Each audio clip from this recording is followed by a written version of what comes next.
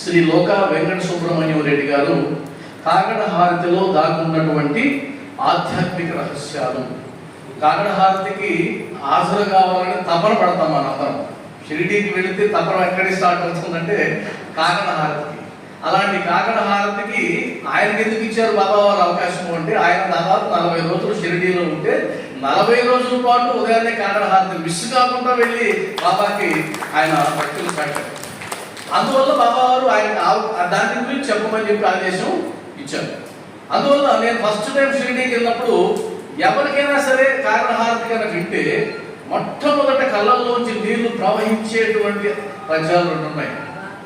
సాయి రహం నజర్ corona బచ్చోं का पालन करना, साई रहम नजर करना बच्चों का पालन करना, मैं अंधा हूँ बंद आपका मुझसे प्रभु दिखलाना, मैं अंधा हूँ बंद आपका मुझसे प्रभु दिखलाना, साई रहम नजर करना बच्चों का पालन करना.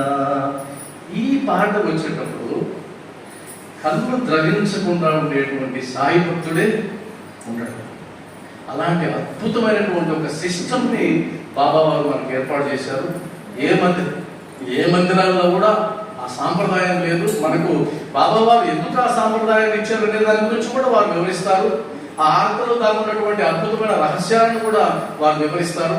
కాబట్టి మీ అందరి చప్పట్లతో కరతాళ ధ్వనులతో సుబ్రహ్మణ్యం రెడ్డి గారిని తన అంశాన్ని ప్రారంభించాల్సిందిగా కోరుతున్నాను. ఓం శ్రీ సచిదానంద సమర్థ సద్గురు సాయినాథ్ మహారాజ్ की जय. गुरु मध्ये स्थितं विश्वं विश्वमध्ये स्थितो गुरुः, गुरुर्विश्वं न चान्योऽस्ति तस्मै श्री गुरवे नमः, तस्मै श्री गुरवे नमः. सदा निम्बवृक्षस्य मूलाधिवासा सुधास्राविणं तीर्थमभ्यप्रियन्तं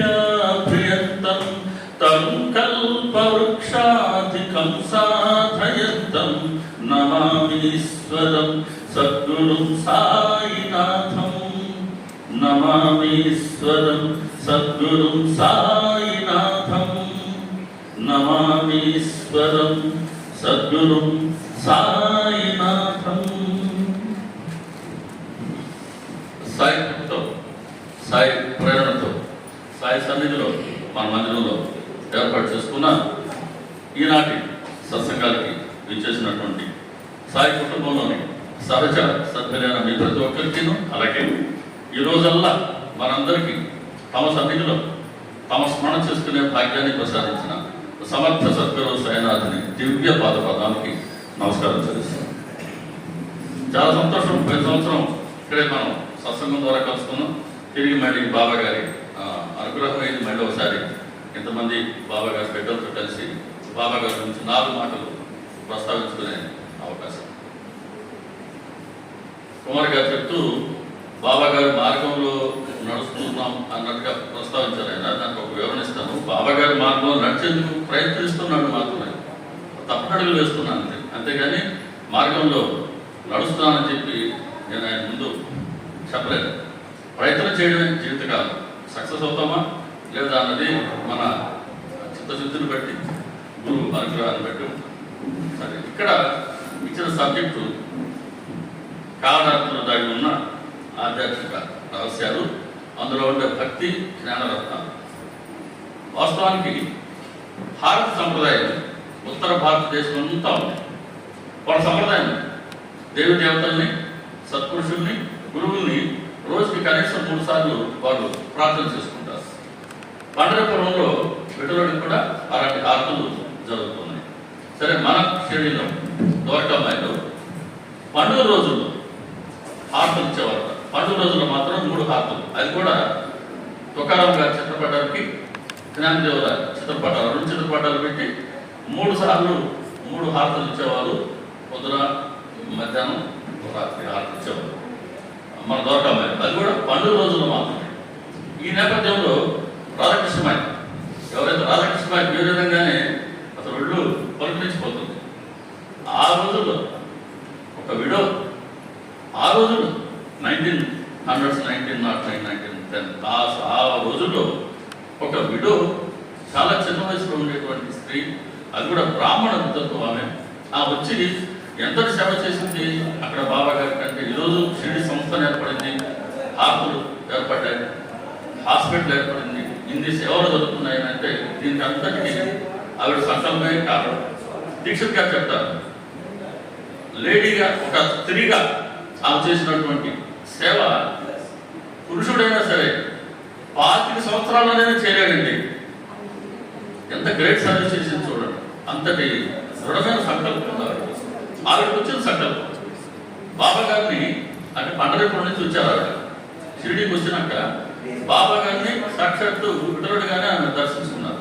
కాబట్టి బాబా గారికి మనం హారతులు ఇస్తే బాగుంటుంది కదా. అది కూడా పండుగ రోజుల్లో మాత్రమే కాకుండా ప్రతిరోజు హారతులు మనం ప్రేమగా చేసుకోవచ్చు కదా అని ఆవిడ సంకల్పం. ఎప్పుడు కూడా సత్సంకల్పాలని బాబా గారు ఆశీర్వదిస్తారు. ఇది మనందరికీ తెలిసింది. కాబట్టి అప్పటి నుంచి బాబా గారు జ్ఞానదేవుల చిత్రపటం, తుకారాం గారి చిత్రపటం, ఈ 3 చిత్రపటాలని ఉంచి రోజుకి నిత్యం, అంతకుముందు పండుగ సర్వజనాలను చెప్పాను కదా, అలా కాకుండా నిత్యము 3 హారతులు చేయసాగుతున్నారు. బాబా గారు శరీరంలో ఉన్నంత వరకు కూడా సంధ్యాహారతి లేదు. వారు దేహాన్ని త్యాగం చేసిన తర్వాతే సంధ్యాహారతి ప్రవేశింపబడింది మన షిరిడి మందిరంలో కూడా. ఇక బాబా గారు ఈ హారతిని ఎంత అందంగా ఎలా తీర్చిదిద్దారో చూడండి. ఇదే సమయంలో 1908వ సంవత్సరం నాగపూర్ నివాసి బోరి అనే గ్రామంలో ఉండే కృష్ణ జగేశ్వర భీష్మ అనే ఒక భక్తుడికి ఒక రాత్రి ఒక స్వప్నం వచ్చింది, కళ. ఆ కళలో ఊళ్ళంతా చందనం పూసుకొని ఉండి, తర్వాత త్రిపుండ్రాలు ధరించినటువంటి ఒక నల్లటి బ్రాహ్మణుడు ఆయనకి దర్శనమిచ్చాడు. ఒక వార్తాపత్రికని ఇట్లా చూపించాడు. ఆ వార్తాపత్రికలో ఏమున్నాయి అంటే సచ్చిదానంద అని రాస్తుంది. అలాగే మంత్ర వా శిఖావా అంటే మన తెలుగులో మంత్రము మరియు నేర్చుకో. సచ్చిదానంద అనేది మంత్రం, దాన్ని నేర్చుకో అని ఆయన సందేశం వార్తాపత్రికలో ఉన్నదాన్ని ఆయన చూపించారు. మెలకు వచ్చింది, ఆలోచించాడు. దీని భావం ఏంటి ఆలోచిస్తే అర్థం కాలేదు.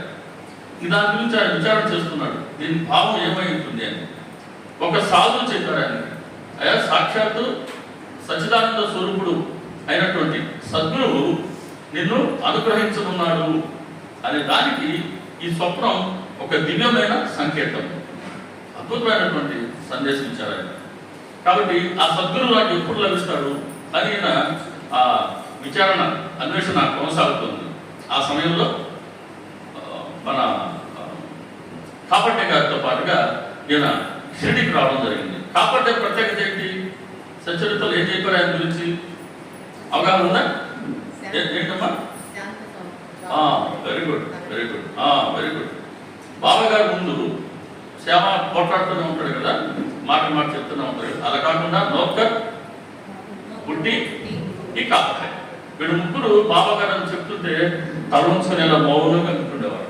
ఆ మౌనంగా వినడం కూడా ఎంతో శ్రద్ధగా ఉండేది.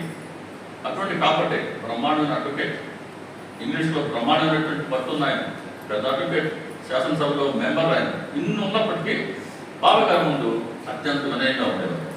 ఆ కాపట్టేతో పాటుగా ఈయన బాబా గారి దర్శనార్థం మసీదుకి వెళ్తే ఈయన చూడగానే కృష్ణకేశ్వర భీష్మాని బాబా గారు 2 చేతులు జోడించి జై సచ్చిదానంద అని నవ్వారు.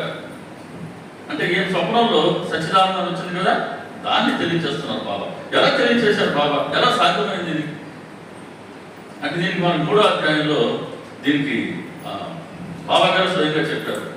నేను మీ అందరి హృదయాల్లోనూ నివసించేవాడిని, నేను మీ అందరికీ స్వామిని అని చెప్తూ మీరు ఎక్కడున్నా ఏం చేస్తున్నా మీ చర్యలన్నీ నాకు వెంటనే తెలుస్తూ ఉంటాయి అని సదా గుర్తుపెట్టుకోండి. సదా అన్నమాట హైలైట్ ఆ వాక్యానికి అంతటి. సదా అంటే నువ్వు ఏ స్థితిలో ఉన్నప్పటికీ, మేల్కొనున్నావా, నిద్రపోతున్నావా, ఇలా కలగంటున్నావా, నువ్వు ఏ స్థితిలోనైనా ఉండు, నీ మనసులో ఏం ఆలోచన చేస్తున్నావో, నువ్వు ఏ పని చేస్తున్నావో, నువ్వేం మాట్లాడుతున్నావో అన్నీ నాకు వెంటనే తెలుస్తూనే ఉంటాయి. ఎలా తెలియజేస్తున్నాను ఇది? నేను మీ హృదయంలో ఉండే అంతర్యామిని, ఇలా నేను మీ అందరికీ స్వామిని అని 3వ అధ్యాయం చెప్పిన తీరిని ఇక్కడ ఈ భక్తుడి ద్వారా మళ్ళీ మనకు ఒకసారి, ఈ అనుభవం ద్వారా మళ్ళీ మనకు ఒకసారి గుర్తు చేస్తున్నారు బాగా.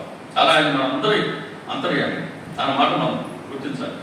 సరే, సో కళలో వచ్చిన సచ్చిదానందుడు ఏనే అని ఈయన మనసుకి స్పష్టత వస్తుంది. కానీ మనసులో ఇంకా సందేహం ఏంటి అని అంటే, బాబా గారా ముసల్మాన్, ఈయన హిందువుడు, పైపెచ్చు బ్రాహ్మణుడు. సో ముస్లింని సభ్యులుగా ఎలా నేను ఆశ్రయించాలా అనే సందేహం. మరి పిలిపించుకుని ఆయన సందేహాన్ని తొలగించాలి కదా, అది ఆయన బాధ్యత. ప్రకటన కూర్చొని ఒక రోజు ఆయన ఉన్నారు భీష్మ గారు, బాబా గారు చిలుము త్రాగుతూ ఉన్నారు. ఆ చిలుము ఇచ్చాడు తాగు అన్నాడు. అంటే ఆ మనసులో ఉండే భేదభావాన్ని తొలగించాలా అని బాబా గారి సంకల్పం. సరే, అప్పటికే బాబా గారి లీలలు మహిమలు చూశారు, విన్నారు. కాబట్టి బాబా గారు ఇచ్చిన చిలుము ఆయన తాగారు. అంటే అప్పటికి ఆ భేదభావం తొలగిపోయింది. అంటే హిందూ ముస్లిం అనే భేదభావాన్ని ఆయన అప్పటికే తొలగించుకున్నారు. అప్పుడు బాబా అన్నారట, నేను సర్వత్రా ఉంటాను, నేనే సర్వత్రా నిండి ఉన్నాను, సర్వత్రా నేనే ఉన్నాను అని బాబా గారు అంటూ అప్పుడు ఇంకో హింట్ కూడా ఇచ్చారు. ముంబై, పుణే, నాగ్పూర్, సతారా ఈ ప్రాంతాలన్నింటిలోనూ సర్వం రామమయం, అంత రామమయం, అంత రాముడే నిండి ఉన్నారు. ముందేం చెప్పారు? సర్వత్రా నేనే ఉన్నాను అన్నారు. ఇక్కడేమో సర్వం రామమయం అంటున్నారు. అంటే బాబా గారు ఎవరని? అది సచ్చిదానంద స్వరూపుల స్థితి. అది సకల దేవి దేవతలు అంటాం బాబా అన్నాం. రామభక్తులు పోతే రాముడు కనపడ్డారు, కృష్ణ భక్తులు పోతే కృష్ణ భక్తులు కనపడ్డారు, ఈశ్వరుడు భక్తులు పోతే మేఘశ్యాముడికి సాక్షాత్ ఈశ్వరుడు. అలా అందుకు బాబా గారు సచ్చిదానంద స్వరూపుడు. అందుకే గురు బ్రహ్మ, గురు విష్ణు, గురుదేవ మహేశ్వర, గురు సాక్షాత్ పరబ్రహ్మ, తస్మై శ్రీ గురువై నమః. గురు సాక్షాత్ పరబ్రహ్మ. కాబట్టి ఈయన మనసుకు వచ్చింది, ఆహా ఈయన అంటే నేను ఇప్పుడు దాకా నా సందేహం తొలగిపోయింది, బాబా గారే భగవంతుడు సద్గురు. ఇప్పుడు బాబా అడిగారు, సరే గారి మిత్రమా, నాకు 5 లడ్డూలు ఎప్పుడు ఇస్తావు? 5 లడ్డూలు. బాబా గారికి లడ్డు అంటే మరి చాలా ఇష్టం. కుమార్ గారు అన్నారా, మధ్యాహ్నం మనకు భోజనం ఏం పెట్టారు చూద్దాం. లడ్డు బాబా గారు లడ్డు అంటే ఇష్టం. మరి మీరు ఏం చేస్తారో మాకు తెలియదు. మరి బాబా గారికి లడ్డు ఇష్టం అయ్యా. సరే, నాకు 5 లడ్డూలు ఎప్పుడు ఇస్తాం మిత్రమా? ఈ లడ్డూలు మాకేంటో అర్థం కాలేదు. సరే, వాడకి వెళ్ళాడు. పొద్దున నిద్రలు వచ్చేసరికి హృదయంలో ప్రేమ కవిత రూపంలో పెళ్ళుక్కింది బాబా గారు. సాయంత్రానికల్లా 5 పాటలు రాశాడు. ఈ 5 పాటలు తీసుకెళ్ళి బాబా గారికి వినిపించారు. ఇది బాబా గారు కోరుకున్న 5 లడ్డూలు. అంటే మనం సాధారణంగా దీని మీద వ్యాసం లడ్డు మనం ఇది అనుకుంటాం. కానీ ఆయన కోరుకుంది ఆయనకు అత్యంత మధురం గురు స్తోత్రం. గురు స్తోత్రం చేస్తే ఆయనకి ఏదో ఆయన గొప్పగా చెప్తామని కాదు, అలా చేసిన వల్ల ప్రయోజనం మనకు. దీన్ని చెప్తున్నారు బాబా. ఇదంతా విన్న తర్వాత ఎవరైతే, ఏ భక్తుడైతే నిత్యం వేకునే ప్రభాత సమయాన్ని ఈ అష్టకాశిని పాడుకొని ప్రేమగా గురువును ప్రార్థిస్తాడో, చాలా ఇంపార్టెంట్ బాబా చెప్పిన మాట. ఇదే ఇందులో ఉండే రహస్యం.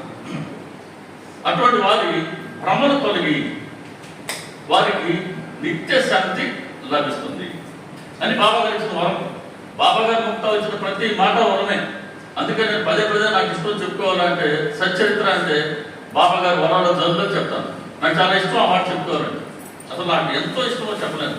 ఆ మాట చెప్పుకునేందుకే వస్తాను ఎక్కడికైనా పిలవగానే, రాసి పెట్టుకుంటే ఈ మాట చెప్పాలని. సచ్చరిత్ర బాబా గారు వరాల జల్లు. సృష్టి ఉన్నంత వరకు ఎవరికి ఏది అవసరమో అందులో ఇచ్చేస్తున్నారు ఆయన. నువ్వు కోరితే ఇచ్చేది కాదు. మనం చాలా సినిమాల్లో, పురాణాల్లో మనం వింటాం, చూసుంటాం. తపస్సు చేసి గడ్డాలు వేసాలు పెంచుకొని పుట్టలు వచ్చి పావులు వచ్చి అంత లేదు. ఇచ్చేసాడు. నీకేం కావాలి, నీకేం కావాలో నువ్వు వెతుక్కో. ఎటువంటి అవకాశం ఇది? ఇప్పుడు మనం 1-3 ఇస్తాం అంటే మన గ్లేరింగ్ మనం చూస్తామా లేదా? ఇక్కడ వరాలు ఇచ్చేసాడు, నీకేం కావాలో వెతుక్కో అంటున్నాడు. ఇటువంటి గురువు నా భూతం, నా భవిష్యత్తు. సమాధానం గురువు దగ్గర లేవు మనం. సరే. ఇక్కడ 5 గంటల గురించి అని చెప్పారు బాబా గారు. కాబట్టి ఎవరైతే ఈ ప్రార్థన చేసుకుంటారో ఉదయం గురువుని ప్రార్థిస్తారో ఈ ప్రేయర్ ద్వారా అటువంటి వాళ్ళ భ్రమలు తొలగిపోతాయి అన్నారు. ఇంతకీ భ్రమలు దేనికి కలుగుతున్నాయి? ఇంతకీ భ్రమ అంటే ఏంటి? ఇది జ్ఞానం. నేను దేహం కాదు, నేను ఆత్మని అనేది జ్ఞానం. అదే జ్ఞానం, అది తెలుసుకుంటే అదే జ్ఞానం. అది గోడ మీద ఉంది, కానీ ఆ భావం మన మనసులో స్థిరపడితే ఇది జ్ఞానం పొందినట్టు. ఇది మరి మనసులోకి రావడానికి చాలా అడ్డంకులు ఉన్నాయి. ఈ అడ్డంకి తొలగించుకుంటే అది మన మనసులో ప్రవేశించినట్టే, మన మనసులో స్థిరపడినట్టే. ఇది మన మనసులో ప్రవేశించడానికి బాబా గారి మార్గం, భక్తి మార్గం, శరణాగతి. కాబట్టి భక్తి ఏంటో తెలుసుకుని మనం కానీ భ్రమం తొలగించుకొని ఆ వాక్యాన్ని కానీ మనసులో స్థిరపరచుకున్నామా జీవితం ధన్యం, శరీరం సార్థకం. కాబట్టి ఇక్కడ భ్రమ ఎందుకు వస్తుంది అంటే మాయా, మోహం, మమకారం. మకారం 3 అంటారు, 3 మకారాలు. మాయ భ్రమింప చేస్తూ ఉంటుంది. ఎలా ఉంటుంది భ్రమ అంటే అది సత్యం, నేను దేహం కాదు, ఆత్మనే. కానీ మన ప్రవర్తన ఎలా ఉంటుందంటే ఆ కాదును పైన తీసేస్తాం, కింద పెట్టేస్తాం. నేను శరీరమే, నేను ఆత్మగాను. అట్లా మనం ఆత్మ అయినప్పటికీ అందరూ శరీర భావంతో ఉన్నామే. ఇది భ్రమ, ఇదే భ్రమ అంటే. దీనివల్ల ఏమవుతుంది? మోహం, అజ్ఞానం. నేనంటే శరీరాన్ని. సో ఈ శరీరానికి సంబంధించిన ప్రతి దాని పట్ల నాకు అటాచ్మెంట్, మమకారం ఉంటుంది. నా కుటుంబం, నా పిల్లలు, నా మనవడు, నా కూతురు, నా అల్లుడు, నా కొడుకు, నా కోడలు అనుకుంటామా? నేర్చుకుంటాం. అక్కడ తేడా ఉందో నాకు తెలియదు. నేనైతే అనుకుంటామనే అనుకుంటున్నాను. రైట్. సో ఇవన్నీ అటాచ్మెంట్ అన్నమాట. నవ్వుకోవాలి అప్పుడు మధ్యలో కూడా. సీరియస్గా ఉంటే మనం అప్పుడప్పుడు మధ్యలో సరదాగా చెప్పుకుంటున్నాం. సహజంగా మనం చూస్తున్నాయి కదా మనం చెప్తున్నాయి. సరే, వీటన్నిటి పట్ల ఉండేది మమకారం. ఇవన్నీ మనకు అడ్డంకులు. అందుకని భ్రమ పెరిగిపోతూ ఉంటుంది. భ్రమలో ఉన్నాం, భ్రమను పెంచుకుంటూ ఉన్నాం. దాన్ని తొలగించిన ప్రయత్నం చేయటం లేదు. ఆ ప్రయత్నం చేసి తొలగించుకుంటే నిత్య శాంతి లభిస్తుంది. శాంతి ఎందుకు లభిస్తలేదు అంటే మనలో ఉండే ఈ శరీర అభిమానం, నేను అంటే శరీరం, దాని ద్వారా వచ్చే కోరికలు, ప్రాపంచిక సంకల్పాలు, ఇవన్నీ అడ్డంకులు అవుతున్నాయి. కాబట్టి బాగా ఇచ్చిన వరం ఏంటంటే ఎవరైతే నిత్యం ప్రార్థన చేసుకుంటారో వాళ్ళకి భ్రమ తొలగిపోతుంది, సత్యమేంటో తెలుసుకుంటారు, దేహాభిమానం తొలగిపోతుంది, ప్రాపంచ కోరికల్ని క్రమక్రమంగా తగ్గించుకుంటూ ఎందుకు వెళ్తామనంటే అందులో ఉన్న రహస్యం ఏంటంటే మనకేం కావాలో ఆయన ఏర్పాటు చేస్తూ ఉంటారు. అది మన మనసు గ్రహిస్తుంది. ఆయనతో మనం దూరం నడిచే కొద్దీ, కొన్ని ఏడుపాటు ఆయనతో నడిచే కొద్దీ ఇంకా తర్వాత కోరుకోవాల్సిన పనే ఉంటుంది. ఓ బిడ్డలాగా ఉండాలా. పసిబిడ్డకి అన్ని కోరుకుంటారా తల్లి ఏర్పాటు చేస్తుంది. బిడ్డ కోరకముందే తల్లి అన్ని ఏర్పాటు చేస్తుంది, బర్త్డేతో సహా. కాబట్టి అన్ని ఏర్పాట్లు ఆయన చేస్తున్నారు. కాబట్టి మనం ఎందుకు కోరుకోవాలా అనేది కొంత అనుభవం ద్వారా మనం గ్రహిస్తాం. కాబట్టి ఈ ప్రార్థన ద్వారా భ్రమతమవుతుంది, నిత్యశాంతి లభిస్తుంది అని బాబా గలిచిన వారు కేవలం ఇటువంటి ప్రయోజనం కోసమే మనం ఆత్మలు చేసుకోవాలి. తర్వాత జాగేశ్వర కృష్ణ గారు రాసిన 5 లడ్డూలు 5 పాటలు, తుకారాం గారి 2 పాటలు, జానాబాయి గారి 2 పాటలు, నామదేవుల వారి 2 పాటలు, దాసరాజు గారి 3 పాటలు కలిసి 14 పాటలతో కాడాలని అందంగా తయారు చేయడం జరిగింది. కాబట్టి ఆ ప్రయత్నం మనం ఆ కాడాలు చేసుకున్నంతసేపు మన ఇంట్లో వాళ్ళు పాడుకున్నా సరే మనం దోటమైనా పాడుకున్నట్టుగా భావించాలి, మన బాబాగారి సన్నిధిలో ఉన్నట్టుగా భావించాలి. భావనే కదా. కాబట్టి బాబాగారిని మనం దర్శించుకుంటూ ఉన్నాం అని మన మనసుని సాధ్యమైన మేరకి ఆయన పాలలో ఉంచుతూ ఆ ప్రార్థన చేసుకుంటే ఆ 40-45 నిమిషాలు మనం బాబాగారికి వైపు దగ్గరేందుకు ప్రయత్నం చేసిన వాళ్ళం అవుతాం. ఆ సమయాన్ని మనం వారి కోసం సమర్పించిన వాళ్ళం అవుతాం. కాబట్టి ఇంత ప్రయోజనం ఉంది మనం చేసుకునే కాగడ హారతులు. ఇక ఈరోజు సబ్జెక్టు ఇలా హారతులు ప్రారంభమైనాయి. తర్వాత ఈయన మన తాత్యా సాహెబ్ నోర్కర్ బాబా గారికి ఆయన 3 హారతులు చేసిన భక్తుడు. ఆయన 1910వ సంవత్సరం డిసెంబర్ నుంచి 1911వ సంవత్సరం జనవరి వరకు మార్చి వరకు చేశారు. మార్చి వరకు అంటే ఇంచుమించు 3 నెలలు, 99 రోజులు. నేను గోపాలరావు గారు చెప్పాను, నాకు నేను రాసుకున్నాను. ఇక్కడ మనకు 3 నెలలు కనబడుతూ ఉంది సాహిత్యంలో. సో 3 నెలలు తప్పకుండా ఆయన బాబా గారికి సేవ చేసుకున్నారు. నోకర్ గారు శరీరం విడిచిపెట్టారు. తాత్య మనకన్నా ముందే వెళ్ళిపోయాడు, తిరిగి రాదు అన్నారు బాబా. అంటే హారతులు ఇచ్చిన మొట్టమొదటి భక్తుడు ఇక తిరిగి రాడంటే ఏమని ముక్తినిచ్చాను. ఇక రెండవ భక్తుడు, రెండవ భాగ్యవంతుడు మేఘశ్యాముడు. ఈయన 1911 సంవత్సరం మార్చి నుంచి 1910 సంవత్సరం నేను ఇక్కడ పొరపాటు సంవత్సరాలు నేను సంవత్సరం పొరపాటు నేను ఒకసారి రాశాను. ఆ సంవత్సరం కూడా రాసి పెట్టాను. సంవత్సరం గురించి చెప్తానే బాగుంటుంది. 1909 సంవత్సరంలో స్టార్ట్ అయింది. అయ్యా డిసెంబర్ 1910 నుంచి 1911 వరకు, మార్చి వరకు నౌకర్ గారు చేశారు. అది మనం ముందే అనుకున్నాం. ఇప్పుడు ఈయన మార్చి 1911 సంవత్సరం నుంచి జనవరి 1912 అంటే 19 జనవరి 1912 సంవత్సరం వరకు, అంటే ఇంచుమించు 10 నెలల పాటుగా మేఘశ్యాముడు బాబా గారికి ఆరతి సేవలు చేశారు. ఈయన ప్రత్యేకత ఏంటి అంటే ఒంటి కాలిపై నిలబడి ఆరాధించారు. ఊహించుకోండి, నిలబడి మనం 40 నిమిషాలు చక్కగా నిలబడి ఇవ్వగలమా? పోనీ చక్కగా కూర్చొని ఇవ్వగలమా? అటు ఇటు అనుకుంటూ రకరకాలుగా మనం ఆ శోభలు పడతాం. 40 నిమిషాల పాటుకే ఆయన కూర్చొని ఒంటి కాలిపై నిలబడి ఆరాధించేవాడు. ఎంతటి శ్రద్ధ, ఎంతటి భక్తి, ఎంత ఇష్టం ఉంటే సాధ్యమవుతుంది. అందుకే బాబా గారు ఏమన్నారు, వీడునా నిజమైన భక్తుడు అని. ఆయన చనిపోయినప్పుడు ఆయన శ్మశానానికి వెళ్ళి శరీరం మొత్తం ఆయన నిమిరి ఆయనకి ముక్తినిచ్చారు. ఆయన శరీరం కాష్టం కాలుతున్నప్పుడు బాబా గారు చెరువు ఇలా 3 సార్లు తిప్పారు. అంటే ఆర్తించే జీవుణ్ణి తమలో ఐక్యం చేసుకున్నారు. ఆయన తర్వాత అంటే 20 జనవరి 1912 నుంచి బాబా గారు దేహం నుంచి పెట్టేంత వరకు, అంటే 1918 అక్టోబర్ 15 వరకు ఇంచుమించు 6 సంవత్సరాలు 9 నెలల పాటుగా ఈయన బాబుసాహెబ్ జోగ్ ఆ సేవ చేశారు. ఇది ఆ ఎలా ప్రారంభమైంది, ఆ పరిణామ క్రమం ఎవరెవరు చేశారన్నది మనం చెప్తాం. ఇప్పుడు మనం కాళరాత్రి ఉండే ఈ భక్తి జ్ఞానరత్నాలు అన్నాడు దానికి మన కృష్ణ. సరే, ఇప్పుడైతే షిరిడీలో మార్నింగ్ 5 గంటలకు ప్రారంభమవుతుంది. మీరు ఫాలో అవుతుంటే 5 గంటల 2 నిమిషాలకి ప్రారంభం అవుతుంది కాళరాత్రి. విఘ్నేశ్వరుడు స్తోత్రం చేస్తారు, పుట్ట సకల జన. అదైన తర్వాత ఘనశ్యామ సుందర ఎటువంటి పాట ఉంటుంది. అదైన తర్వాత ఓం జై జగదీష్ కరే.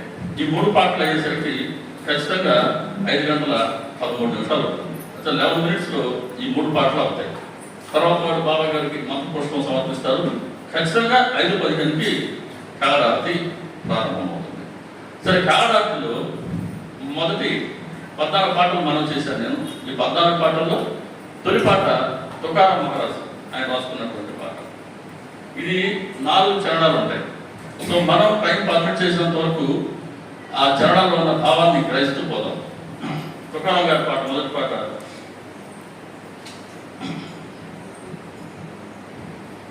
जोडुनिया करा चरणी हे विला माथा परिसावी विनंती माझी पंढरीनाथ.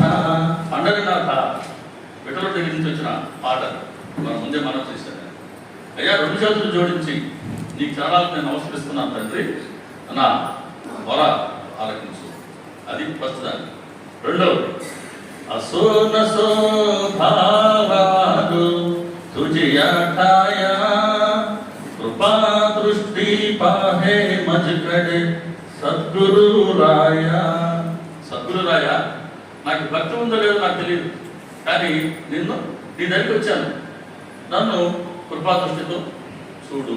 ఇంతకుముందే మనం అనుకున్నాం, ఆ జ్ఞానం మనసులో స్థిరపడాలి అని అంటే భక్తి అవసరం అనుకున్నాం. తుకారాం మహారాజ్ మనక చేసిన ప్రయోజనం. ఆయన అంటున్నాడు, నాకు భక్తి సరిగ్గా ఉందని తెలియదు, కానీ నేను నీ దగ్గరికి చేరాను, నన్ను నువ్వు కృపాదృష్టితో చూడు అన్నారు. ఇక్కడ మనం తెలుసుకోవాల్సింది అసలు భక్తి అంటే ఏంటి, ఇది తెలుసుకోవాలంటే భక్తి జ్ఞానరత్నాలు అన్నాను కదా సబ్జెక్ట్ మందని. అసలు భక్తి అంటే ఏంటి, దేని భక్తి అంటారు? మొట్టమొదటి అధ్యాయంలోనే నిర్వచనించారు భక్తికి. సచేత చదివేటప్పుడు ఆ అధ్యాయం చదివాం, ఈరోజు పారాయణ అయిపోయింది అనే భావం దయచేసి పక్కన పెట్టండి. కొంతకాలం పాటు అలా చేసుకున్నప్పటికీ పారాయణ చేసినప్పుడు అందులో ఉన్న సబ్జెక్ట్ని అర్థం చేసుకుంటూ శ్రీహరి గారు, సార్ శ్రీహరి గారు భయపడద్దు. నిద్ర ముంచుకొస్తే శ్రీహరి వచ్చి లేపుతాడంట భక్తుల్ని. సత్యం చెప్పిందండి, శ్రవణం చేస్తుంటే అట్టే మనసు నిద్ర వస్తుందంట.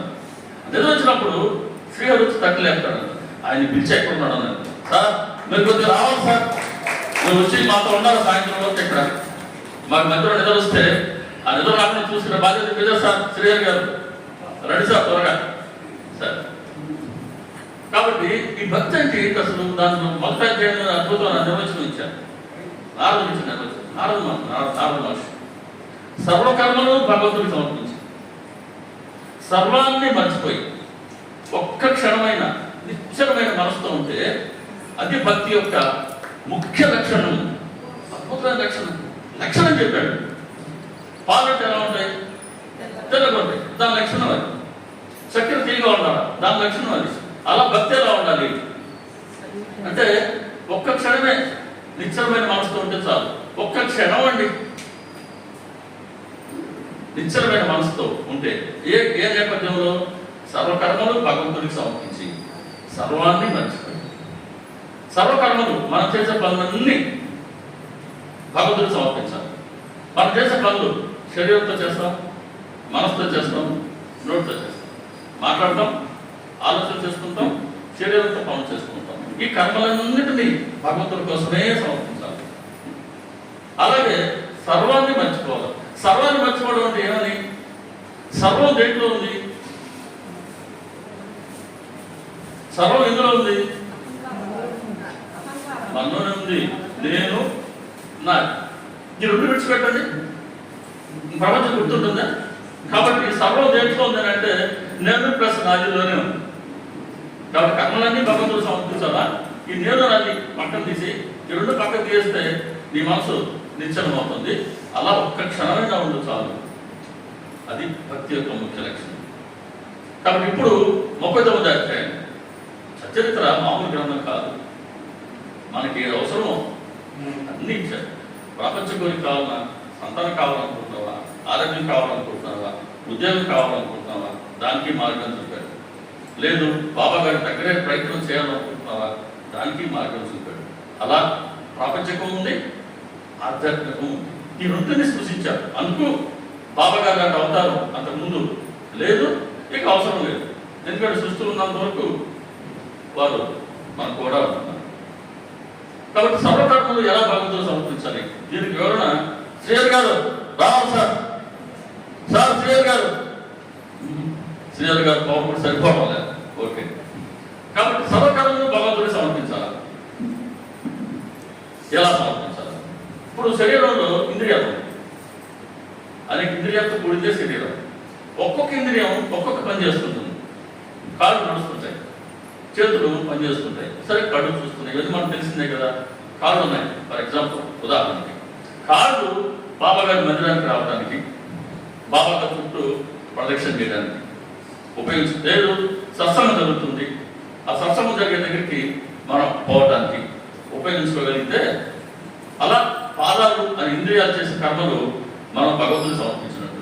పెళ్లిళ్ళు పోవచ్చు, మనం వేరే ఫంక్షన్స్ పోవచ్చు. వాటితో పాటుగా ఇవి తప్పనిసరిగా మనం చేసుకోవాల్సినవి. గురువు దర్శనానికి వెళ్ళడానికి, గురుస్థానం చుట్టూ ప్రదక్షిణ చేయడానికి, భగవత్ ప్రసంగాలు జరిగే చోటు, సత్సంగం జరిగే చోటు వెతుక్కోవాలి. అక్కడ మనం పోగలిగారు. భజన జరుగుతున్నాయి, నామం జరుగుతుంది, పారాయణ జరుగుతుంది, వెళ్దాం. పాదాలు అందుకు ఉపయోగించుకుందాం. ఒకటి. రెండు, చేతులు ఉన్నాయి, బాబా గారికి పూజలు చేసుకుందాం, బాబా గారి నామాన్ని మనం రాద్దాం. ఇలా బాబా గారికి, లేదు మందిరాల్లో చాలా మంది మన అగ్రచర్యులు సేవలు చేస్తుంటారు. ఇదిగో ఈరోజు అపోల్ డెకరేషన్, బాబా గారికి అలంకరణ, లేదు ఇతర సేవలు, ఇలా వారి చేతులు చేసే పనులన్నీ గురువు సేవకు ఉపయోగించుకుంటూ ఉంటారు. అది మంచిదే. చేతులు చేసే పనులు అలా ఉంటాయి. ఇంట్లో మళ్ళీ మన బాధ్యతలు ఉన్నాయి, అవి కాకని చెప్పేది. ఇవన్నీ అవి విడిచిపెట్టడం మనకు కాదు madam. At the same time మనసు ఉంది గురువుని ధ్యానం చేయడానికి, చిత్తం ఉంది గురువు గురించి చింతన చేయడానికి, నోరుంది మనసారా ప్రేమగా సాయినామాన్ని పలకటానికి, జిహ్వ ఉంది సాయి ప్రసాదాన్ని స్వీకరించడానికి. అలాగే ముక్కు ఉంది. గురువు యొక్క నిర్మాలయాలను వాసన చూడమంటాడు. అంటే గురువు చరణతీర్థాన్ని, గురువు పూజలకి ఉపయోగించే సామాగ్రిని దాన్ని వాసన చూడు. మనం ఇతరత్ర చెట్లు పూలు మాత్రమే కాకుండా గురువు కోసం ఇలా చేస్తే దాన్ని గురువు కోసం మనం ఉపయోగించినట్టు. కళ్ళు ఉన్నాయి గురువు రూపాన్ని చూడటానికి. బాబా చెప్పినట్టుగా ఆయనంతా రోజల్లా ఆ గురువు ముఖావలోకనమే చూసేవారంట, ముఖావలోకనమే చేసేవారంట. ఇంక వేరే రూపాన్ని చూడటం నాకు తెలియదు అన్నాడు బాబా. అంతగా గురువు రూపాన్ని కళ్ళల్లో నింపుకుంటే ఈ దృష్టి మనం గురువుకి సమర్పించినట్టు. సరే, చెవులు ఉన్నాయి, రకరకాల మాటలు వింటుంటాం, రకరకాల టీవీ సీరియల్స్లో ఆ టైటిల్ పాట కూడా వింటుంటాం కదా, ప్రేమ వింటుంటాం. గొప్ప నిమిషం లేట్ అయిపోయిందని పరిగిస్తాం కదా. అలా కాకుండా అది చేసుకున్నా సరే ఓకే, కానీ గురువు కథలు, గురువు లీలలు, గురువు బోధలు వినేందుకు చెవులుగా ఉపయోగించుకుంటే ఈ శ్రవణం ద్వారా చెవులు అనే ఇంద్రియాలని వినటానికి అది మన గురువుకి సమర్పించుకుంటాం. సరే, అల్టిమేట్గా శిరస్సు ఉంది, తీసుకెళ్ళి కదలకుండా ఆయన చరణాల మధ్యలో స్థిరంగా ఉంచడానికి అంతే. ఇలా కానీ మనం పనులు చేసాగలమా? ఈ కర్మలన్నీ భగవంతుడికి సమర్పించుకున్నట్టు లేదా గురువుకి సమర్పించుకున్నట్టు. దీని ఒక వాక్యంలో రాస్తారు 39వ అధ్యాయంలో. ఇంద్రియాలు ఆచరించే కర్మలన్నింటినీ ప్రేమగా గురువు కోసం వినియోగించుకోగలిగితే అది గురుభక్తి. అలా సర్వకర్మలు భగవంతుడికి సమర్పించుకోం. ఇంకా సర్వాన్ని మర్చిపోవడం, నేను ముందే మనం చేశాను, నేను నాది అన్నట్టుగా మనం అంటే శరీర అభిమానాన్ని, స్వార్థాన్ని కాస్త మనం దూరంగా జరుపుకునే కొద్దీ ఇది సాధ్యమవుతుంది. ఇది భక్తి యొక్క ముఖ్య లక్షణం. ఇటువంటి భక్తి రాకుండా లేదో, నేను నీ దగ్గరికి చేరానయ్యా, నన్ను నీ కృపా దృష్టితో, ఆయన కృపా దృష్టితో చూడకపోతే ఎవరు ఆయన గురించి తెలుసుకోలేము, అసలు ఆయన ముందు కూర్చు కూర్చోలేము. ఈరోజు మనం ఇంతమంది కూర్చున్నామని అంటే ఆయన దృష్టిలో మనం ఉన్నాం. ఇదే ఆయన కృప. ఏదో కాదు, ఇంకా ఆయన ఆయన ఆయన గురించి నాలుగు మాటలు మంచి వినడానికి మనకు అవకాశం ఇస్తున్నాడే అంటే ఆయన దృష్టిలో మనం ఉన్నాం. పిలిపించుకొచ్చి ఇలా ముందు కూర్చోబెట్టుకున్నాడే, ఇదే ఆయన కృపా దృష్టి అని తుకారం ఇప్పుడు పెట్టుకుంటున్నారు. మరి మనకు భక్తి ఎలా వస్తుంది?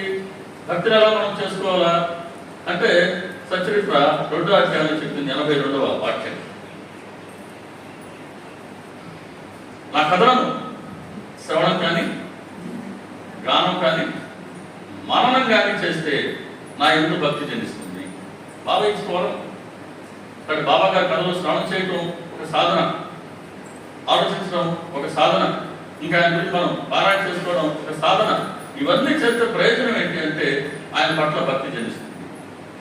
కాబట్టి అలా భక్తిని పెంచుకుంటూ మనం ఆయన దగ్గరికి చేరు కావాలి. తర్వాత చరణం అఖండిత సావే ఐసే వాటతే పాయి సాడుని సంకోచిఠావు థోడా సా దేయి. అయ్యా, అఖండంగా నీ పాద సేవను కోరుకున్నాను, నీ పాదసేవ నేను కోరుకున్నా, నాకు నీ పాదసేవ నీవు. ఏమాత్రం సుఖం చెప్పక నీ హృదయంలో అంటే నీ మనసులో నాకు స్థానాన్ని నీవు. గురువు పాదసేవను కోరుకుంటున్నాడు తుకారాం మహారాజ్. గురువు పాదసేవను ఎందుకు కోరుకోవాలి? అంతా గురువు కానీ దేవి దేవతలు కానీ వారి పాదసేవను ఎందుకు కోరుకుంటున్నాడు అని అంటే దీని వెనకాల ఉన్న వివరణ ఏంటి అంటే, మనం హిందువులో గంగా నదిలో స్నానం చేస్తాం. ఉపయోగం ఏంటి అనుకుంటున్నాం? మన పాపకర్మ అంతా, మన మలినం అంతా అమలు వదిలేస్తున్నాం. Very good. పుష్కర సమయాల్లో వీళ్ళ పుష్కర నదిలో స్నానం చేస్తాం, మళ్ళీ మన మాలిన్యాన్ని వదిలేస్తాం. మంచిదే. నేను ఆరాగడు పోయి సంవత్సరానికి 2 సార్లు ఒకసారి పోయి నా మురికి అంతా నదిలో వదిలిపెట్టి వస్తున్నాడు. కానీ అమ్మ ఆ మురికి ఎలా క్లీన్ చేసుకోవాలా? చాలా పెద్ద సమస్య ఇది. ఇప్పుడు మన ఇంట్లో ఉంటే డస్ట్బిన్ని మన మురికాన్ని తీసుకొచ్చి మనం బయట డస్ట్బిన్లో పడేస్తున్నాం. అది అట్టే కుడిపోయింది అనుకోండి, మనం ఏమంటాం? ఒప్పుకుంటామా?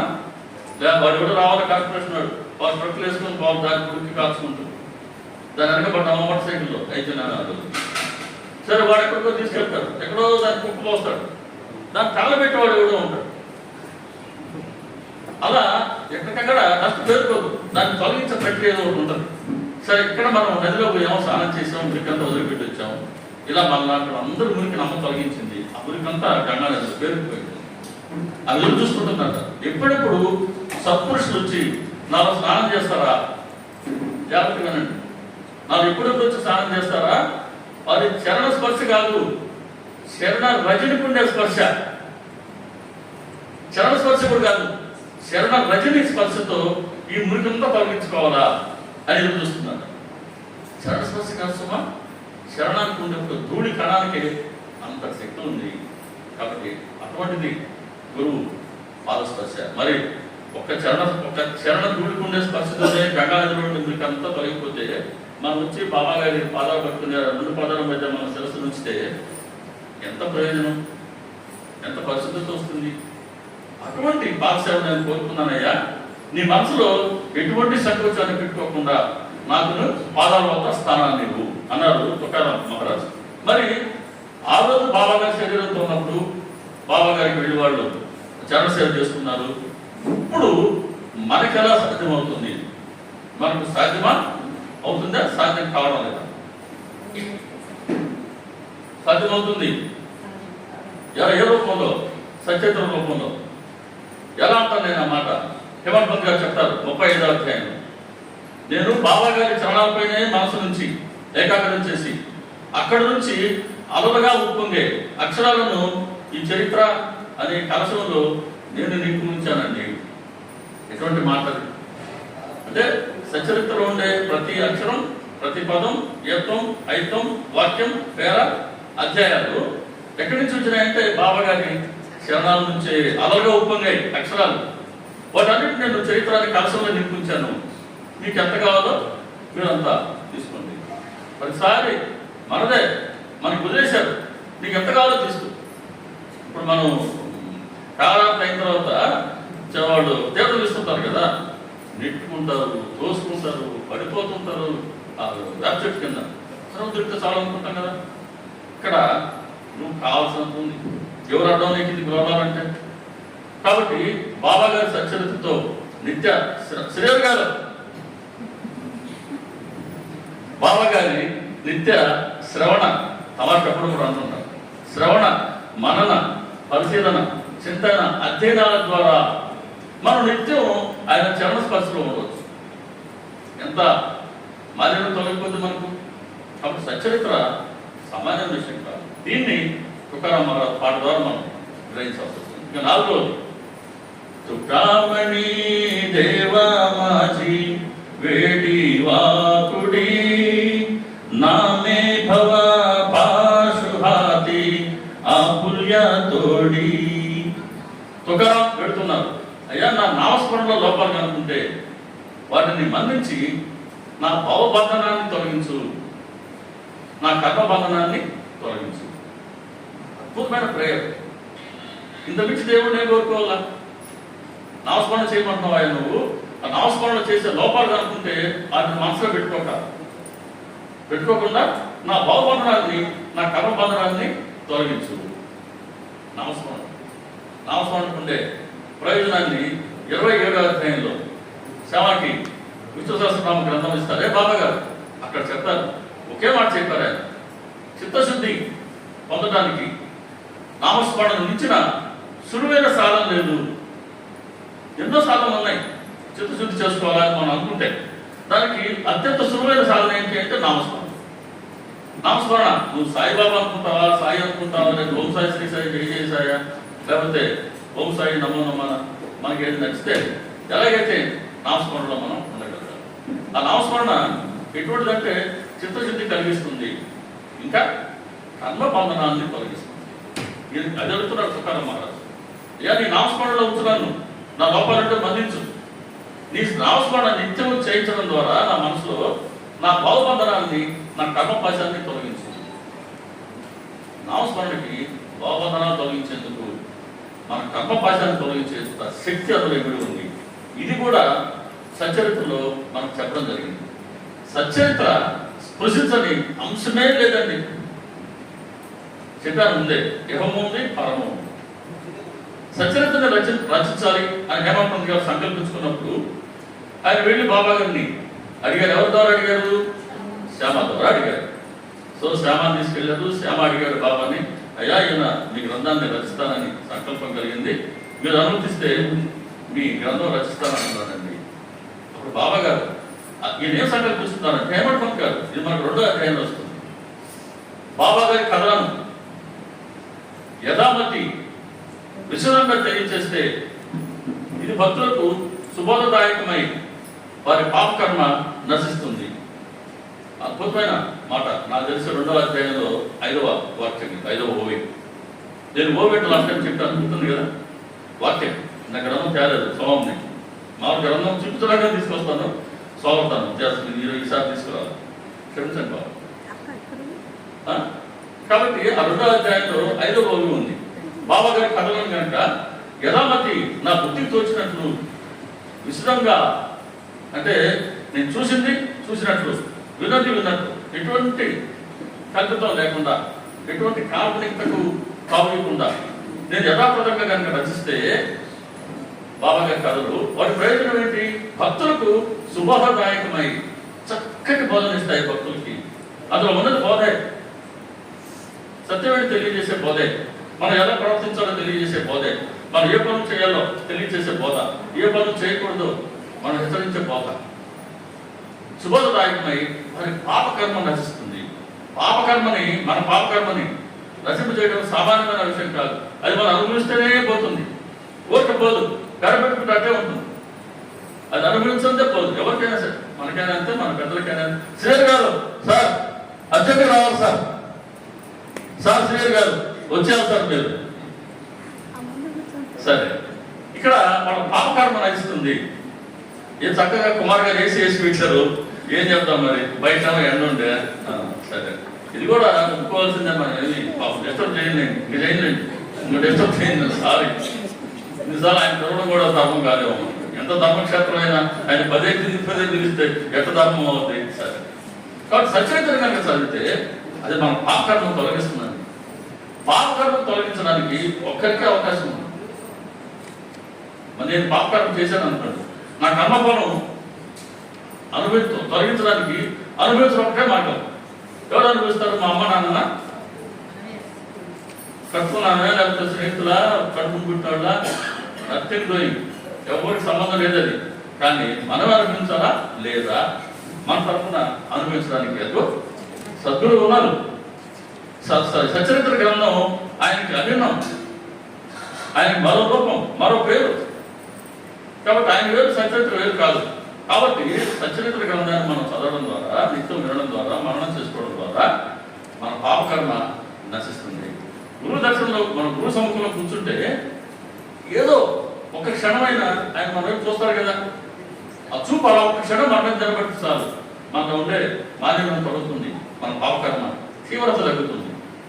పాపకర్మ చేయకుండా ఆయన నియంత్రిస్తారు. పాపకర్మ చేయకుండా ఉన్న పాపఫలాన్ని మన చేత అనుభవించేస్తారు, తీవ్రతని తగ్గించడం ద్వారా, లేదంటే ఆయనే పంచుకొని కూడా అనుభవిస్తారు. కాబట్టి మన చేత నిత్యము వారి నామస్మరణ చేయించడానికే, మన పాపకర్మను తొలగించడానికే సద్గురువు మనకు సచరిత్ర గ్రంథాన్ని అనుగ్రహించారు. కాబట్టి గ్రంథం మామూలు గ్రంథం కాదు. ప్రతి నిత్యం మనం ఈ గ్రంథం స్పర్శలో ఉండాల్సిందే. రెండో మార్గం లేదు, ఇంత సులువైన మార్గం ఇంకోటి లేదు. ఇది తొక్కరాం గారు పాడిన 4 పాటలు, తర్వాత జనబాయ్ గారు పాడిన పాట. అందుకే బాబా గారు నామస్మరణ చేయమని చెప్పడం కాదు, ఆయన కూడా నిత్యం ఏమంటున్నారు? అల్లా మాలిక్ అంటుండేవారు. 4వ అధ్యాయం చెప్తుంది అల్లా నామం వారి ముద్ర అని. మాంసభాగ్ గారి పక్కన ఆయన నిత్యం బాబా గారితో కలిసి ఆయన సేవించేవారు కదా. మాంసభాగ్ గారిని కూర్చోమన్నారు పక్కన, భగత్ ఇక్కడ కూర్చో, నా హృదయం మీద చేసి ఉంచు, నా హృదయంలో నిత్యము అల్లా మాలిక్ నామస్మరణ జరుగుతూ ఉంటుంది. నేను కనుక నిద్రపోతే నామస్మరణ ఆగిపోతుంది, అలా కనుక ఆగిపోతే నన్ను లేపు అని ఆ పని చెప్పి మాంసభద్రం కూర్చోమనేవారట. ఈయన బాబా గారి చేయి మీద కొన్ని చేసి ఇలా కూర్చునేవారట. కూర్చొని ఏం చేస్తారు? సిరిగారు అవసరం ఆయన కూడా వచ్చింది. అతను ఎంతసేపు కూర్చోగలం మనం? తెలుస్తుంది కదా మనకి ఇక్కడే ప్రశాంతం కాసేపు కూర్చుందాం అనుకోండి సుఖంగా. ఆహా, నిద్ర ఎక్కడ ఉంటుందోనండి, వచ్చేసి కౌలించుకుంటుంది బలంగా, మనం విడిచిపెట్టి పోదు. అది కాసేపు ఉన్నమాట కూడా ఆహా లేదు. అలా కూర్చొని నిద్ర వచ్చి తూగేవాడు. బాబా అనేవాడు, నేను ఉలిక్కిపడాను. అలా బాబా గారే చెప్పేది కాదు, ఆయన చెప్పేవారు చాలా మంది ఉంటారండి. చేసేవాడు ఎంతమంది చెప్పినాయండి? బాబా గారు ఆయన ఏం చేశారో అదే చెప్పారు, ఏం చెప్పారో అవన్నీ మనకు ఆచరించి చూపించారు. ఇది బాబా గారి గొప్పతనం. కాబట్టి అలా నామస్మరణ మనం ఉండాలి. తర్వాత జనాభాయ్ గారి పాట, ఇందులో కూడా 4 పాటలు ఉన్నాయి. ఉఠా పాండురంగా ప్రభాత సమయోపాతల వైష్ణవాంచ మేళ గరుడ పారిదాటల. ఓ పాండురంగా నిద్రలై ప్రభాత సమయం అయింది అని అంటూ వైష్ణవ బృందం గరుడ స్తంభం వద్ద నీ దర్శనం కోసం ఎదురు చూస్తుంది. ఈ మాట కోసం ఈ పాట పాడుకోవాల్సి వచ్చింది. వైష్ణవ బృందం అంటే వైష్ణవ భక్త బృందం నీ దర్శనం కోసం గరుడ స్తంభం వద్ద వేచి ఉంది, ఎదురు చూస్తుంది. వైష్ణవ బృందం ఎవరు వైష్ణవులు అంటే ఇది తెలుసుకోవాల్సిన విడి ఉన్నటువంటి రత్నాల్లో ఒక రత్నం ఇది. ఎవరు వైష్ణవులు అంటే మనకు తెలిసిందే. వైష్ణవులు నామాలు ఎలా ధరిస్తారు, సేవలు ఎలా ధరిస్తారు. అది మాత్రమే కాదు, వైష్ణవుడు అని అంటే ఎదుటి వాళ్ళ కష్టాలని తన కష్టంగా భావించేవాడు, ఎదుటి వాళ్ళ దుఃఖాన్ని తొలగించేందుకు ప్రయత్నించేవాడు, దుఃఖాన్ని తొలగించేవాడు వైష్ణవుడు. అది వైష్ణవ భక్తుల యొక్క లక్షణం. మరి మనం బాబా గారి భక్తులం కాబట్టి మనం కూడా ఈ లక్షణాన్ని పుణికి చూసుకోవాలి. చేతనైన సహాయం, చేతనైన సేవ చేసి ఎదుటి వల్ల దుఃఖంలో కాస్త మనం షేర్ చేసుకోగలిగితే, దాన్ని తొలగించేందుకు మనం కాస్త ప్రయత్నించగలిగితే అది మంచిది. ఇంకా ఎవరెవరు ఉన్నారు ఇక్కడ? గరుడ పారా పాసుని మాత ద్వార పర్యంత సురావరాంచి మాంది ఉభి జోడు గరుడ స్తంభం దగ్గర నుంచి మహాద్వారం వరకు చాలా మంది స్వరశ్రేష్ఠులు 2 చేతులు జోడించి నీ దర్శనం కోసం ఎదురు చూస్తున్నారయ్యా. ఇంకా వాళ్ళు ఎవరో ఉన్నారు ప్రముఖులు. సుఖసన కార్తిక నారద కుంగుర భక్తాంచ కోటి త్రిశూల ఢమరు దేవుని ఉభా గిరిజే చాపతి. ఇంతమంది సుఖసన కాదులు, నారదుడు, కుంగురుడు, సాక్షాత్తు పరమేశ్వరుడు వచ్చి నీ దర్శనం కోసం వేచి ఉన్నారు. అటువంటి ప్రేయర్లో మనం పాల్గొంటున్నాం. ఇంతమంది తురవలతో సాక్షాత్తు పరమేశ్వరుడితో కలిసి మనం ప్రేయర్ చేసుకుంటున్నామనంటే మళ్ళీ మళ్ళీ వస్తుందండి ఛాన్స్. అందుకని నా రిక్వెస్ట్, ఇంతమంది పెద్దలు, మిత్రులు, అక్కలు, అమ్మలు, చెల్లెళ్ళు ఉన్నారు, కాలరాత్రిని మిస్ చేసుకోవద్దు. రోజు కాలరాత్రిని ఇంట్లో చేసుకోండి. 5 నుంచి 5 నుంచి 5:15 చేసుకోలేకపోయినామా దాన్ని చిన్న అడ్జస్ట్మెంట్ చేసుకుందాం. కాస్త నిద్రగా త్వరగా లేచి బాగుంది కూర్చొని ఈ పాట పాడుకోండి. మళ్ళీ స్నానం చేయాలనుకోకండి, అంతవరకు వద్దు. నామస్మరణకి ఎటువంటి విధి విధానాలు లేవు. పాటించేవాళ్ళ అవకాశం ఉంటే పాటించండి. చేయలేకపోయినా కాలకృత్య తీసుకుని వచ్చి బాబా గారు ముందుకు, ఆయన కావాల్సిన మన శరీరం కాదు, మన మనసు. ఆయన పట్ల మనకుండే భక్తి. శుభ్రంగా ఈ పాట పాడుకుంటే చాలా ప్రయోజనం అవుతుంది. ఇలా ఇంతమంది కాకుండా కలియుగీత భక్త నామ ఉభా కీర్తని పాటి మాగే ఉభీడోల లావునియాచని. కలియుగ భక్తుడు నామదేవుడు ఉన్నాడు నీ దర్శనం కోసం. అలాగే నీ చరణదాసి జనబాయి ఆ రాసిన పాటలు, ఈ 4 చరణాలు, ఆమె కూడా నీ చరణ సేవ కోసం ఎదురు చూస్తుందయ్యా, త్వరగా లేయి. ఇది జనబాయి రాసిన పాట. ఇప్పుడు కృష్ణేశ్వర భీష్మ 5 లడ్డుల్లో మొదటి లడ్డు వస్తూ ఉంది. మొదటి లడ్డు దీంట్లో 10 ఉన్నాయి చరణాలు. మరి మనకేమో సమయం 11:30. చూద్దాం మనకి ఎన్ని లడ్డులు. అదే అదే అదే అంటున్నాం. సో మనకు లడ్డులు ఎంత బాగా వస్తుందో చూద్దాం. ప్రసాదం అంటే ఎంత లడ్డు పూర్తి తింటే కాదు కదా, కొద్దిగా చాలా జనం, దట్ ఇస్ మోస్ట్ దాని సమయం కూడా చాలా ప్రధానం. ఇది రాసిన పాట. ఉఠా ఉఠా శ్రీ సాయినాథ గురు చరణ కమల దావా ఆది వ్యాధి భవతాపవారుని తారా జడ జీవా. చాలు 10 నిమిషాలు అయ్యా. లేలేము ఉన్నారా? లేలేము. సాయినాథ సత్సుడు నీ చరణ కమలాల దర్శనాన్ని మాకి దారిద్ర్యం, రోగాది, భవతాపాల నుండి మమ్మల్ని తరిగించి. దారిద్ర్యము, రోగాన్ని భవతాపాలు అంటే బాబా గారి చరణ దర్శనం, చరణ కమలాల దర్శనం మన దారిద్ర్యాన్ని, రోగాన్ని, అలాగే భవతాపాలని నివారిస్తుంది.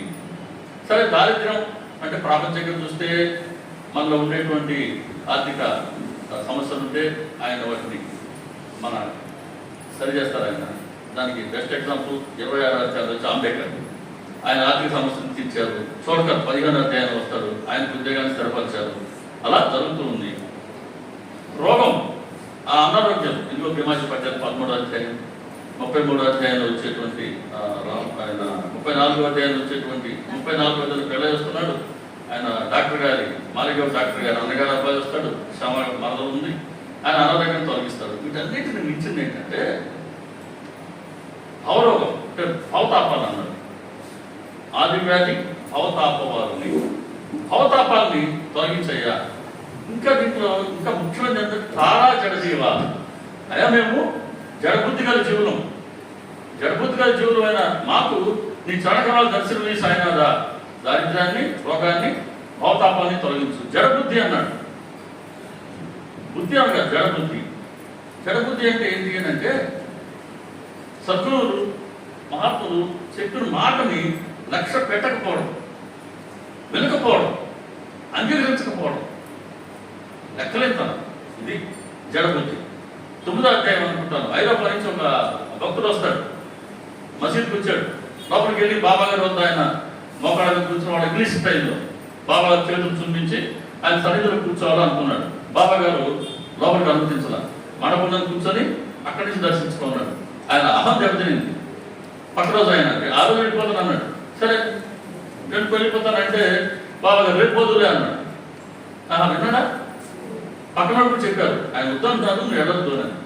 బాబా గారు చెప్పినా విన్నా, పక్కన వాడు చెప్పినా విన్నా, చెడుకాలం దాపిస్తే మంచి మాట చెవులోకి ఎక్కదు. వెళ్ళాడు.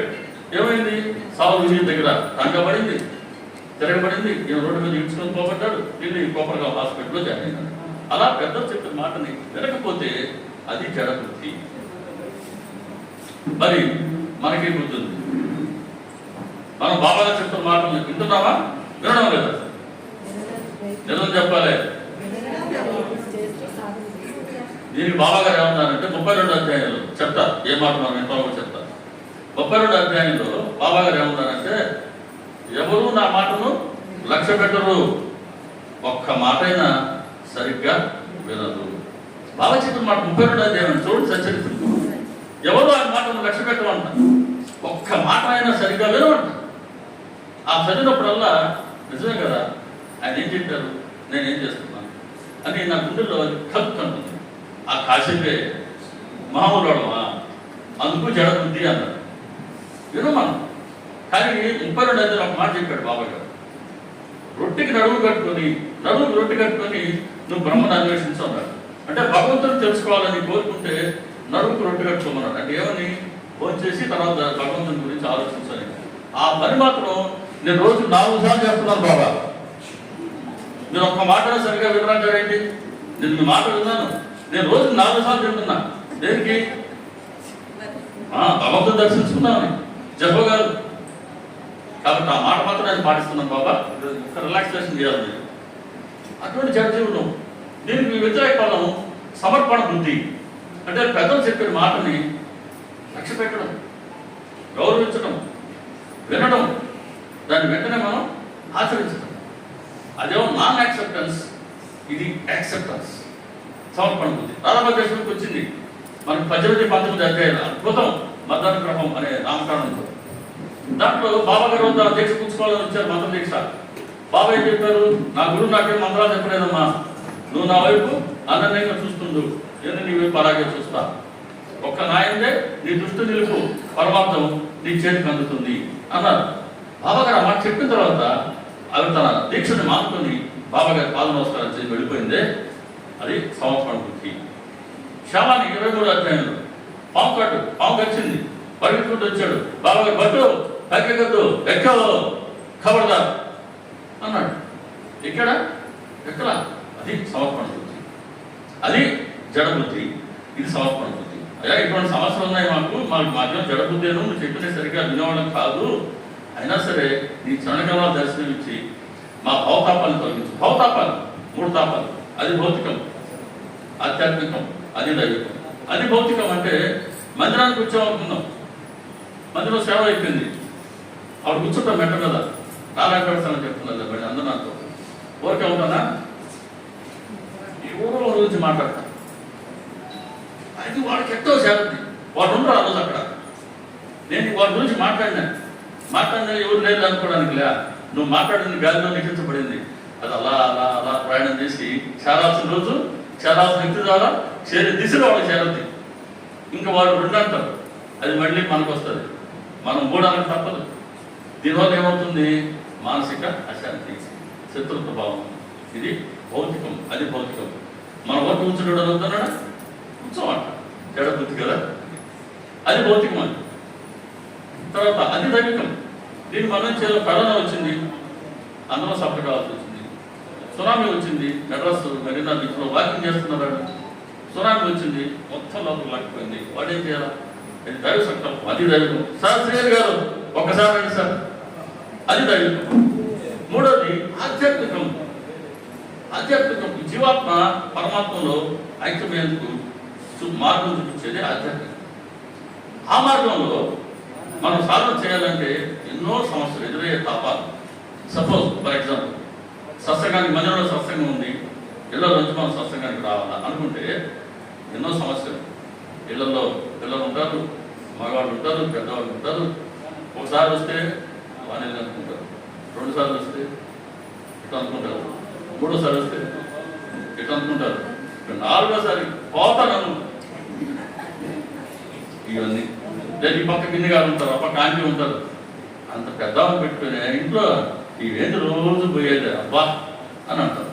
ఇవన్నీ సూటిపోటు మాటలు వస్తుంది. ఎస్, అయినా సరే మనం వచ్చి ఆయన ముందు కూర్చున్నామా, మన భారాన్ని ఆయన దగ్గర మోటామా, మన భారాన్ని మోస్తున్నారా లేదా ఆయన? కాబట్టి సాధనలు ఇవన్నీ ఎదురవుతాయి. ఆయన పట్ల విశ్వాసంతో మనం ముందుకెళ్దాం. అలా ఈ మొదటి తడ్డులోని మొదటి పాట పాడుతున్నాం.